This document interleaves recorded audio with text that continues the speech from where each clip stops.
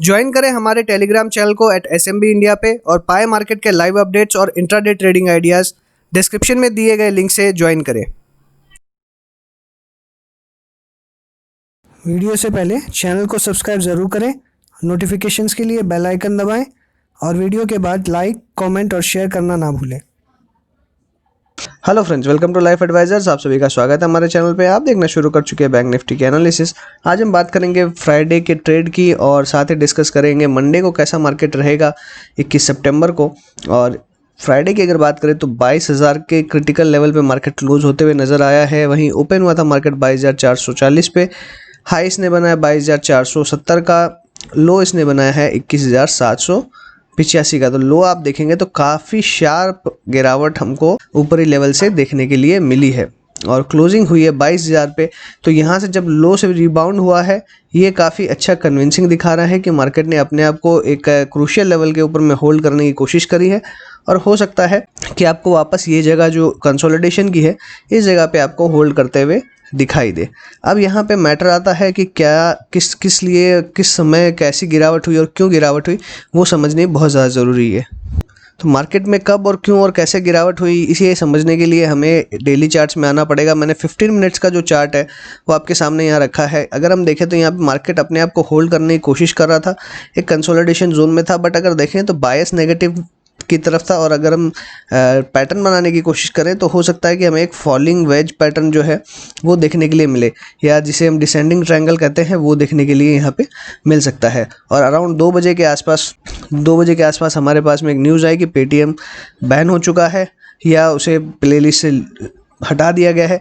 उसकी exact clarity नहीं होने के कारण एक शार्प फॉल हमको देखने मिला। 22,300 से 21,700 तक का लेवल हमको देखने मिला। लगभग 600 पॉइंट की बैंक निफ्टी में गिरावट हमको देखने मिली है।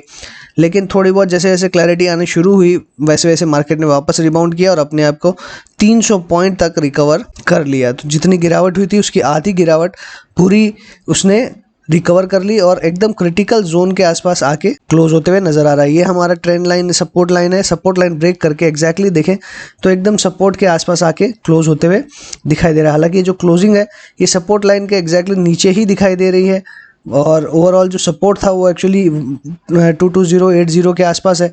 तो ये लेवल इसने ब्रेक कर दिया, बट अभी भी जो क्रिटिकल लेवल है 22,000 का, जब भी हम देखते हैं कि जो राउंड फिगर का जो लेवल होता है उसे पार करने में या उससे नीचे जाने में थोड़ी सी डिफ़िकल्टी होती है, क्योंकि वहाँ पे कॉल और पुट जो है वो सब जो ऑप्शन चेन होती है वो प्रेजेंट होती है। इसके कारण से यहाँ पे जो राउंड फिगर होता है वहाँ से नीचे गिरना थोड़ा सा डिफिकल्ट हो जाता है। तो अपने आप को यहाँ पे होल्ड करने का मतलब है कि बहुत हाई चांसेस है कि वापस मार्केट अपसाइड जा सकता है और जो एक कंसोलिडेशन जोन चल रहा था उस जोन के अंदर में वापस आ सकता है। ओवरऑल अगर सेटअप देखेंगे यहाँ पे तो क्लियरली आपको दिखाई दे रहा है कि एक नेगेटिव सेटअप बनते हुए नजर आ रहा है। हालांकि अपने आप को इस जगह पे होल्ड कर रहा है। देखें तो 22,000 से लेकर लगभग 22,700-800 तक ये कंसोलिडेट करते हुए नजर आ रहा है। तो काफ़ी कन्विंसिंग है और काफ़ी अच्छा लग रहा है कि ये फिर से एक जो जोन है उसके अंदर में वापस लौट के आ सकता है और यहाँ से भारी गिरावट देखने के लिए नहीं मिलेगी। अगर मंडे को रिबाउंड होता है, जनरली आजकल हम मंडे को देखते हैं मंडे ब्लूज चलता रहता है और बार बार मार्केट जो है मंडे को ही गिरता है। तो यहाँ पे थोड़ा सा एक जो रिस्क है वो डेफिनेटली बना हुआ है।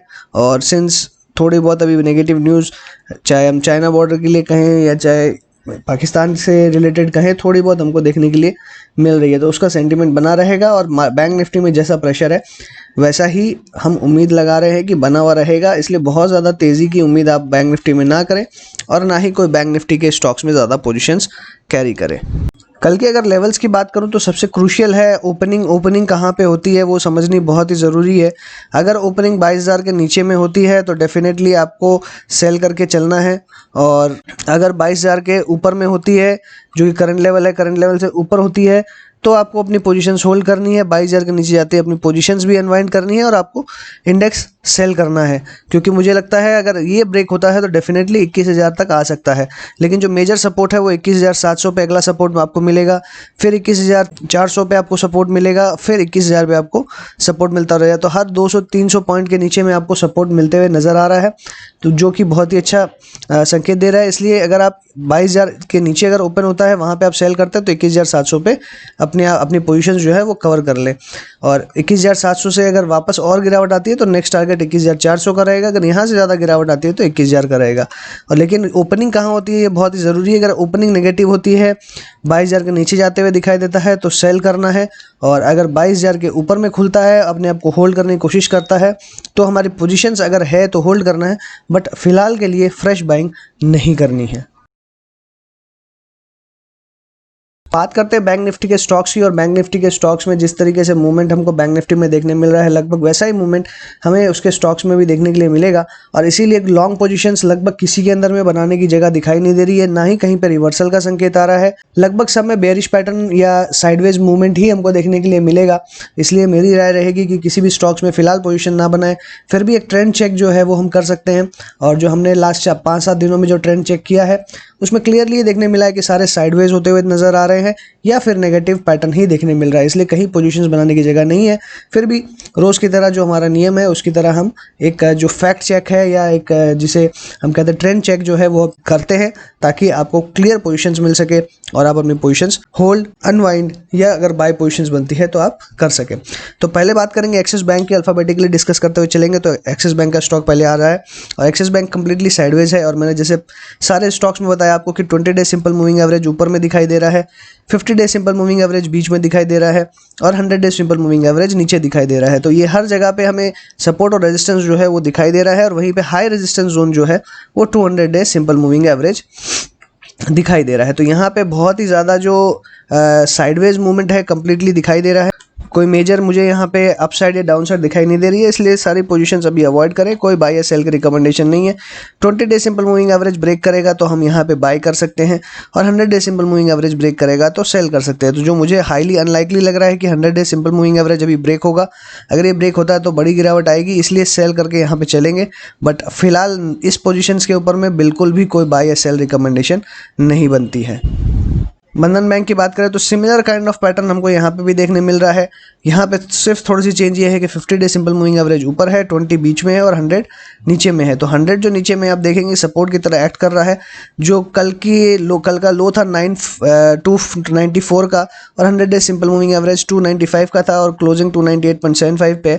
तो जैसे ही ब्रेक किया इसने 100 डे सिंपल मूविंग एवरेज, तुरंत इसे सपोर्ट मिला और क्लोजिंग 298 के ऊपर में देखने के लिए मिल रही है। इसीलिए वॉल्यूम्स भी देखें तो काफ़ी हाई है, तो मुझे लगता है 100 डे सिंपल मूविंग एवरेज आपको ब्रेक करते हुए देखने मिल सकता है। तो ये एक स्टॉक है जिसमें आप अपनी पोजीशंस अगर है तो अनवाइंड कर लें, कंप्लीटली एग्जिट कर लें यहाँ से, क्योंकि 100 डे सिंपल मूविंग एवरेज लग रहा है कि जिस तरीके से वॉल्यूम बढ़ रही है ये ब्रेक हो सकता है। और इन एनी केस अगर 295 के नीचे ओपन होता है तो आपको अच्छी गिरावट देखने मिलेगी। वापस जो 280 का लेवल था वो आपको देखने के लिए मिल सकता है।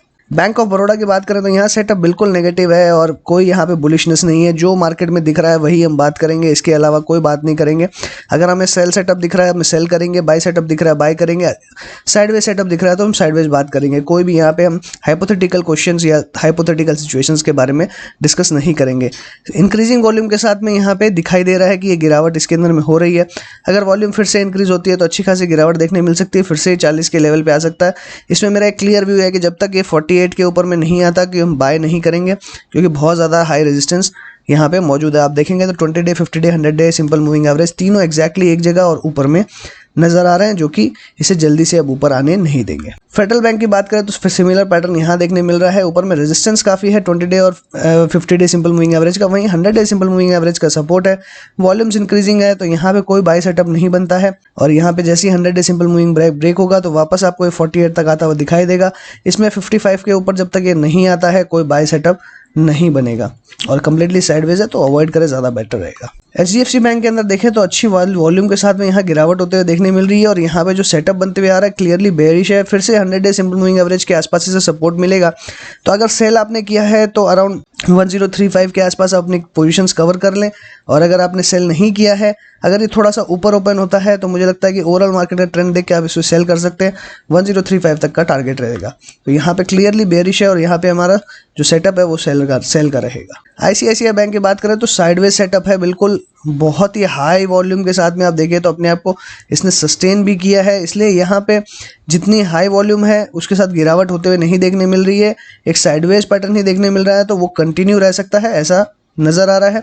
50 डे सिंपल मूविंग एवरेज के ऊपर में है, तो थोड़ा सा यहाँ पे जो ओवरऑल ट्रेंड जो साइडवेज है वो बना रह सकता है। इसलिए कोई फिलहाल बाइंग ना करें, अवॉइड करें। IDFC फर्स्ट बैंक की बात करें 31 हमारा स्टॉप लॉस है यहाँ पे, और अभी तक ये स्टॉप लॉस ट्रिगर नहीं हुआ है।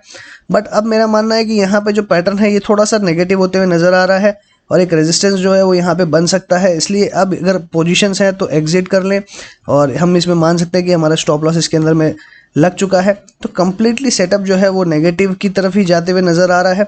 इसलिए अभी यहाँ पे लॉन्ग पोजीशंस एग्जिट कर लें, अभी फ्रेश पोजीशंस ना बनाएं। अब फ्रेश पोजीशंस के लिए हमें थोड़ा सा वेट करना पड़ेगा। इंडसइंड बैंक की बात करें तो ये 20 डे सिंपल मूविंग एवरेज यहाँ पे ब्रेक करते हुए नजर आया, लेकिन इमीडिएटली सपोर्ट है अवेलेबल, इसलिए तुरंत बाउंस बैक हुआ और क्लोज हुआ 613 पे। लो इसने बनाया 600 का, 20 डे सिंपल मूविंग एवरेज 609 का है। तो यहाँ पे जब तक ये 20 डे सिंपल मूविंग एवरेज के ऊपर में ट्रेंड कर रहा है तब तक एकदम परफेक्ट है, कोई दिक्कत नहीं आ रही है। लेकिन जैसे ही 20 day simple moving average break होता है तो एक गिरावट आ सकती है इसके अंदर में, और अराउंड आपको ये 550 तक लेके जा सकते हैं, क्योंकि 50 day simple moving average exactly वहीं प्रेजेंट है।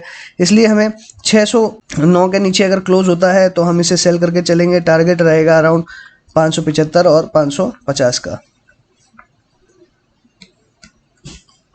कोटक महिंद्रा बैंक की बात करें तो 1300 का जो इंपॉर्टेंट लेवल है इसने ब्रेक किया है, और क्लियरली अगर देखें तो 1277 पे आके खड़ा हुआ है। 100 डे सिंपल मूविंग एवरेज इसने ब्रेक कर दिया, और जैसे हम पहले डिस्कस कर रहे थे कि जैसे ही 100 day simple moving average break होगा अच्छी खासी गिरावट आपको देखने के लिए मिलेगी। और यहाँ पे कैंडल आप जो जिस दिन ये गिरावट हुई है उसके अगर पहले वाली कैंडल देखें तो एग्जैक्टली ये इसने ब्रेक किया 100 डे सिंपल मूविंग एवरेज, और एक गजब यहाँ पे गिरावट आपको देखने के लिए मिल रही है। तो अगर 1320 के आसपास किसी ने शॉर्ट किया है तो डेफिनेटली यहाँ पे इसे पैसे बने हैं। अगर नहीं किया है तो मुझे लगता है अभी थोड़ा सा यहाँ पे क्या है कि अभी साइडवेज ये पैटर्न रह सकता है, इसलिए बहुत ज़्यादा सेलिंग ना करें। इसका जो लो है वो 1262 का है, तो जब तक ये ब्रेक नहीं होगा तब तक आपको थोड़ा सा यहाँ पे स्ट्रगल करने के लिए मिलेगा, और वापस एक रिवर्सल आपको देखने मिल सकता है। इसलिए अभी सेलिंग करंटली अवॉइड करें।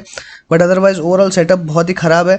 लॉन्ग पोजीशंस हैं तो अभी अगर इसके आसपास है तो अनवाइंड कर लें, अदरवाइज फ्रेश पोजीशंस कोई बाई की ना बनाए और ना ही सेल। पीएनबी की बात करें तो यहाँ भी सेल सेटअप आपको खराब होते हुए नजर आ रहा है। 100 डे सिंपल मूविंग एवरेज भी इसने ब्रेक कर दिया है, ये आपको 30 रुपये आते हुए जरूर दिखाई देगा।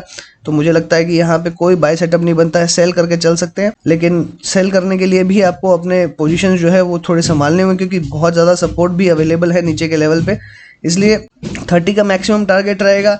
एक स्टॉप लॉस लगाएं अराउंड 33 का, 33 के स्टॉप लॉस के साथ में सेल कर सकते हैं। आरबीएल बैंक की बात करें तो यहाँ पे कम्प्लीटली साइडवेज है और नेगेटिव नज़र आ रहा है थोड़ा सा। 50 डे सिंपल मूविंग एवरेज के एग्जैक्टली नीचे क्लोज होते हुए नज़र आ रहा है, इसलिए थोड़ा सा बेयरिशनेस बना हुआ है। 100 डे सिंपल मूविंग एवरेज के आसपास आ सकता है, 160 के आसपास। तो यहाँ पे एग्जिट कर लेकर लॉन्ग पोजीशंस है तो, और अदरवाइज अवॉइड करें, ज़्यादा बेटर रहेगा। एसबीआई की बात करें तो यहाँ नेगेटिव सेटअप आपको कम्प्लीटली देखने मिल रहा है। 50 डे से जैसे इसने क्लोज किया उसके बाद में गिरावट देखने मिल रही है। 100 डे सिंपल मूविंग एवरेज के आसपास सपोर्ट मिलते हुए नजर आएगा 186 के आसपास में। यहाँ पे एक अगर यहाँ से रिवर्सल होता है तो आप बाय करने की कोशिश कर सकते हैं, बट अदरवाइज अगर ये ब्रेक होता है तो अच्छी खासी गिरावट आती हुई दिखाई देगी, और अराउंड 180 से लेकर 170 की टारगेट्स फिर से देखने मिल सकते हैं। लेकिन मेरी भी यहाँ पे राय अवॉइड की रहेगी, कोई बाय या सेल सेटअप नहीं बन रहा है। सो इसी के साथ मैं अपनी बात को मैं वाइंड अप करूँगा। अगर आपको अच्छा लगा हो तो लाइक कीजिएगा, दोस्तों के साथ शेयर कीजिए, कमेंट बॉक्स में अपने व्यूज़ लिखना ना भूलें। चैनल सब्सक्राइब ना किया हो तो तुरंत कर दीजिए। टेलीग्राम चैनल ज्वाइन नहीं किया है तो डिस्क्रिप्शन बॉक्स में लिंक दी हुई है। साथ ही अगर आपने हमारे चैनल की मेंबरशिप नहीं ली है तो अभी तुरंत आप ले लीजिए। ऑलरेडी वहाँ पे 4 वीकली पिक्स लाइव हो चुकी हैं, मंथली पिक लाइव हो चुकी है, जिसने ऑलरेडी 5 से 6% के रिटर्न बना के दिए हैं। आशा करता हूँ आपको वो वीडियो पसंद आएगी और चैनल की मेंबरशिप से आपको बेनिफिट मिलेगा। सो इसी के साथ thanks for watching again. Happy trading and investing.